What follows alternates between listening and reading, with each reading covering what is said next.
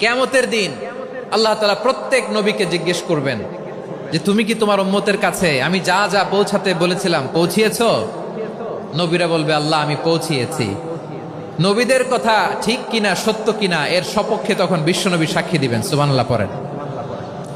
এজন্য রব্বুল আলামিন বলেন ফাকাইফা ইযা জিনা মিন কুল্লি উম্মাতিন বিশাহীদিন ওয়া জিনা বিকা আলা হাউলাই শাহীদা।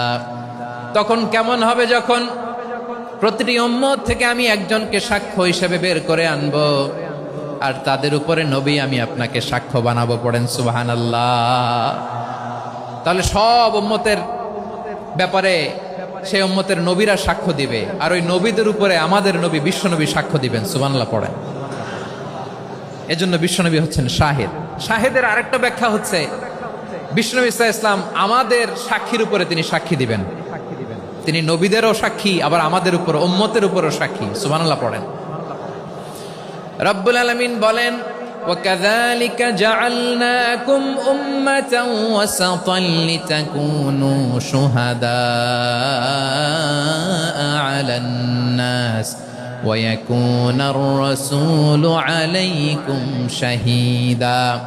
আর অনুরূপভাবে আমি তোমাদেরকে মধ্যমপন্থী উম্মত হিসেবে তৈরি করেছি, প্রেরণ করেছি। ব্যালেন্সড উম্মাহ, মধ্যমপন্থী উম্মাহ হিসেবে প্রেরণ করেছি, যাতে করে তোমরা সবার উপরে সাক্ষ্য দিতে পারো, আর যাতে তোমাদের নবী হতে পারে তোমাদের উপরে সাক্ষ্যদাতা। পড়েন সুবহানাল্লাহ।